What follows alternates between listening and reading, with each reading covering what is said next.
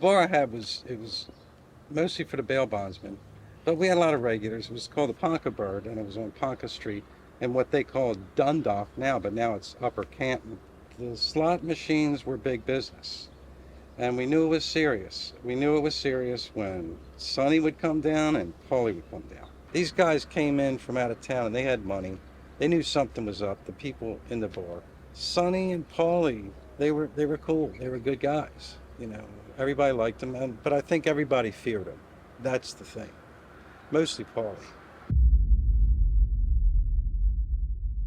If you read the last few lines of my 1985 Class yearbook, my aspirations were hopefully FBI, marriage, long life, and lots of money. 15 years later, the feds wanted me in light of previous work experience that involved money laundering, racketeering, fraud, extortion, bribery, assault, intimidation, and political payoffs. At the time, I didn't think I was a criminal, although my wife would argue that I was. It was all part of being in the vending business, being in the machine operating business. We were kind of known as, around town, we got the moniker that we were known as machine men, and that kind of stuck.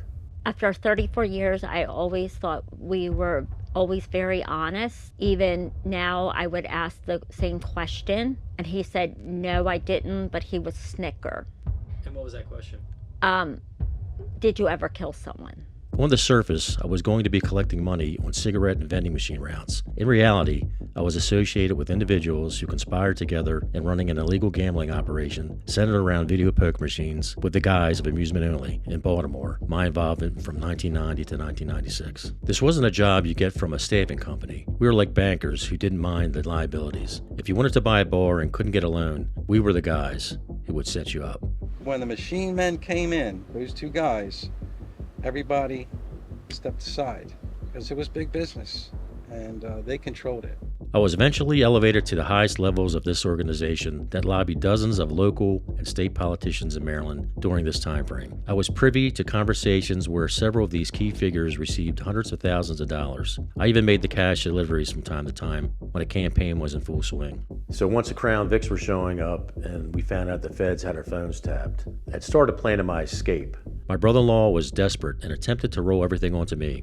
It didn't go as planned, and I thought I was out after I had threatened his life one night in his office. What happened after that? My brother-in-law went to federal prison. He fucking deserved it. And what happened to you? Not a fucking thing.